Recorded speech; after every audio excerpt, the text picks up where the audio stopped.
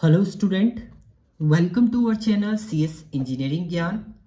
Class 11th की tutorial series में आज हमारा टॉपिक है difference between RAM and ROM. आज का जो लेक्चर हमारा है लेक्चर 6 है, जिसमें हम लोग डिफरेंस देखेंगे रैम एंड रोम पे। इससे पहले हमने देखा था आपका secondary memory, primary memory, cache memory आपकी क्या होती है। आज हमारा है रैम एंड रोम में मेन डिफरेंस आपके क्या होंगे। तो सबसे पहला डिफरेंस आपका सिंपल, रैम की फुल फॉर्म आप लिखिए, रोम की फुल फॉर्म आप लिखिए। तो RAM stand for random access memory, randomly आप एक्सेस कर सकते हैं।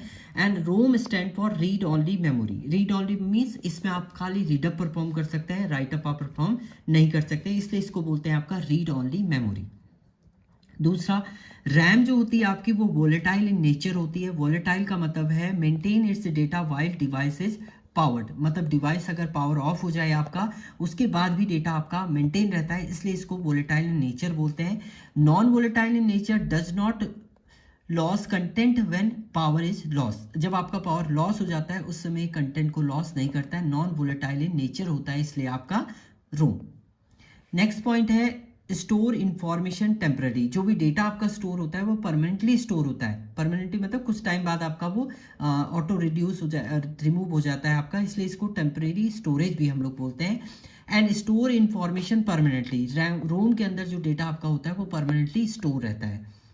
नेक्स्ट है require flow of electricity to retain data, data retain करने के लिए आपको इलेक्ट्रिसिटी की जरूरत पड़ेगी। Does not require flow of electricity to retain data, data को रिटेन करने के लिए आपको इलेक्ट्रिसिटी की जरूरत नहीं होती, क्योंकि इसमें परमानेंट डेटा रहता है। इसमें आपका परमानेंट नहीं रहता है, जैसे ही आप स्विच ऑफ करते हैं तो आपका डेटा हट जाता है। आप डेटा एक्सेस करने तो इलेक्ट्रिसिटी आपको चाहिए, वही आपका यहाँ पर रिक्वायर्ड है। Large size with higher capacity, इसका जो साइज है लार्ज होता है और हायर कैपेसिटी भी आपकी होती है, जबकि इसका size small size with less capacity, ROM का जो साइज है वो लेस होता है एंड इसकी जो कैपेसिटी होती है वो भी आपकी क्या होती है, लेस होती है।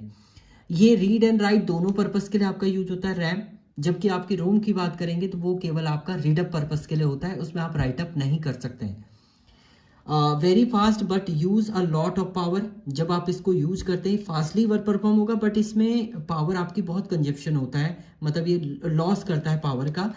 And fast and use very little power, इसमें बहुत कम आपकी पावर जो होती है वो यूज होती है। The instruction are written in RAM at the time of execution, जब आपका प्रोग्राम एग्जीक्यूट हो रहा हो या प्रोसेसिंग हो रही हो उस समय इसमें इंस्ट्रक्शन जो होते हैं राइटअप होते हैं।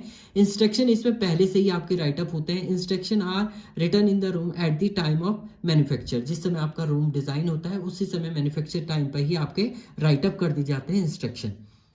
Use as a CPU cache permanent primary memory, इसको एज अ सीपीयू कैच की तरह भी ये वर्क करता है आपका। And use in a firmware micro controller, ये माइक्रो कंट्रोलर की तरह आपका यूज होता है रोम।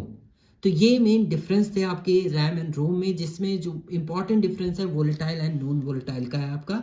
वोलेटाइल का मीनिंग होता है इसका डेटा जो होता है जैसे ही पावर ऑफ होता है आपका तो इसका डेटा जो होता है रिमूव हो जाता है, और जब स्विच ऑन आप करते हैं तो ये दोबारा से रिटेन होता है, जबकि इसमें आपका डेटा परमानेंटली रहता है, इसमें स्विच ऑफ करने के बाद आपका डेटा लॉस नहीं रहता है। तो ये आपका था डिफरेंस बिटवीन रैम एंड रोम में। नेक्स्ट लेक्चर में हम लोग देखेंगे data transfer between memory and CPU, इनके बीच में डेटा कैसे ट्रांसफर होता है, बसेस क्या होती हैं, कितने टाइप की आपकी बसेस होती हैं, ये हम लोग नेक्स्ट ट्यूटोरियल में देखेंगे। Thank you student.